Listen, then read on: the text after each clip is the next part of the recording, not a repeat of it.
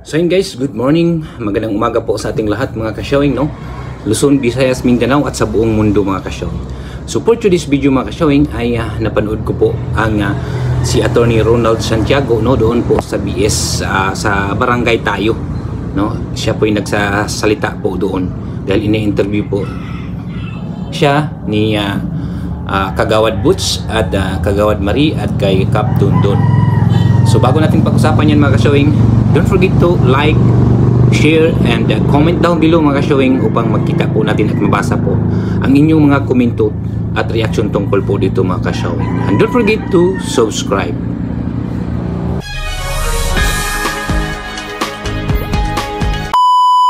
So yan mga ka-showing, no? Ang pag-usapan po natin ay yung sinasabi po ni Attorney Ronald Santiago doon po sa Barangay Tayo, no? Kundi tinatanong po si Attorney Ronald Santiago ni Kap Dundon. Ang sabi ni Kap Dundon ay sabi niya ay tuloy ba daw yung barangay election ngayong December. So ang sabi po ni Attorney Ronald Santiago, no, tuloy po ang barangay election sa December kasi wala pang batas, no? Hanggat walang batas na nahain ng Congress at Senate at binaykam at pinirmahan ni PBBM, no, hanggat wala pang batas ay tuloy ang election sa December. So ayan mga ka-showing, no, tuloy ang eleksyon ngayong December kasi wala pa pong batas. So wag po tayong mawalan ng pag-asa mga ka-showing dahil mayroon pa pong 2 weeks, no, na balik po ng Congress at Senate mga ka-showing. So baka naman dyan sa 2 weeks na yan ay ipasa nila yung fixed term seating ng BSKE mga ka-showing, no? At mayroon din namang tanong no, sa ating mga kasamahan natin sa barangay, no, mga kabarangay natin at mga ka-showing natin, na paano na kung matatalo ang nag-endorso po na senador at congressman dyan sa fixed term seating na yan.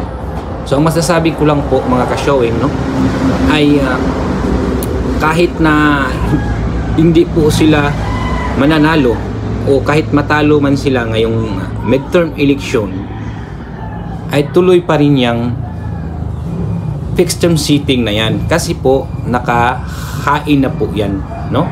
Sa katunayan nga, third reading na pasado na sa third reading sa Senado, no, at sa Congress ay pasado na sa second reading. So ibig sabihin nakasalang na yan.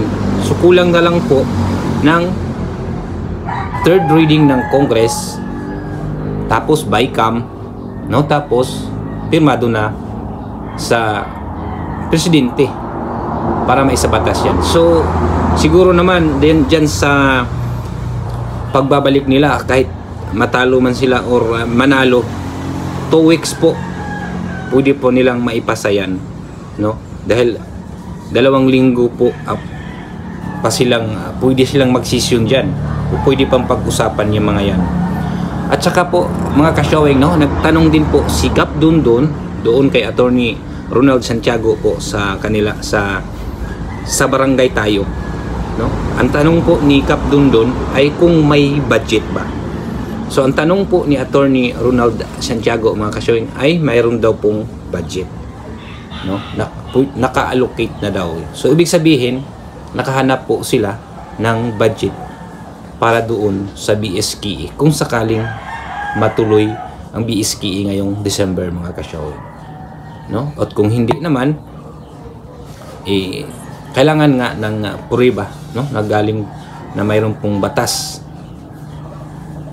na ma-fixed term seating na yung mga ka-showing. So ibig sabihin huwag po tayong mawala ng pag-asa. Mayroon pa pong pag-asa sa mga gustong walang eleksyon sa December mga ka-showing dahil mayroon pa pong babalik pa po ang Congress at Senate ngayong June. So mayroon pa silang 2 linggo na pwede po nilang pag-usapan yung fixed term seating na yan mga ka-showing, no? 2 linggo po, siguro naman sa 2 linggo ay hindi man nila mapag-usapan yan. Saglit lang naman yan kasi third reading na sa Congress, din tapos ay bycam po sila. Pagkatapos ng bycam, kung nagkasundo yung dalawa, no? Kung anong version ba ang kanilang ipapasa, yung 4 years ba or 6 years, no?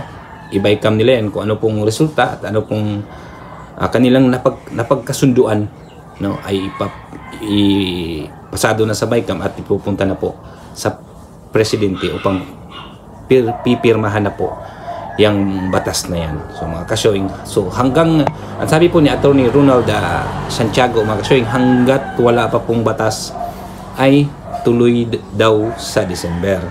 So huwag tayo pong mawalan ng pag-asa, no? Huwag po kayong magkampanti dyan sa mga gusto pong may eleksyon sa December dahil mayroon pa pong 2 linggo, no? Kahit matalo man yang mga nag-endorso po dyan, halimbawa na lang si Senador Amy Marcos, no? At yung sa congressman ay tuloy pa rin yan kasi nakasalang na yan, no? Nakakulang na lang yan ng bycam. So ibig sabihin naka-ready na yan, no? Mapag-usapan pa rin nila yan kahit hindi na po sila Amy Marcos at yung congressman na nag-endorso po dyan. Hindi lang naman isang congressman ang nag-endorso dyan eh. Hindi lang naman si Congressman Panaligan eh. Marami pang congressman na gustong ma-fix term sitting na yan, mga ka-showing. So, hindi po tayo mawalan ng pag-asa. Mayroon pong 2 linggong balik ng Senado at Congress, mga ka-showing. So, yun lang po, mga ka-showing, no? Nakita ko kasi yung video po sa barangay tayo, no? Kung saan in-interview po nila si Attorney Ronald Santiago. So yan, mga ka-showing, sana po huwag kayong mawalan ng pag-asa dahil mayroon pa pong 2 linggong balik ng Congress at Senate yung mga natalo, no? Babalik pa rin yan sila. So yan, mga ka-showing, no? Sana po umasa, no? Huwag mo mawalan ng pag-asa dahil kung matuloy man ang December, wala namang problema tayo siguro, no? Wala namang problema dahil mananalo at mananalo pa rin naman kung tatakbo pa kayo ngayong December kung sakaling mayroong eleksyon o BSKE ngayong December. So yan lang po, mga ka-showing, sana po nagkaintindihan po tayo at sana po naintindihan nyo po ako at nakuha nyo po yung ibig sabihin ko, mga ka-showing. Maraming salamat po sa inyong lahat. Don't forget to like, share, comment down below and don't forget to subscribe, mga ka-showing. Maraming salamat po. Thank you for watching.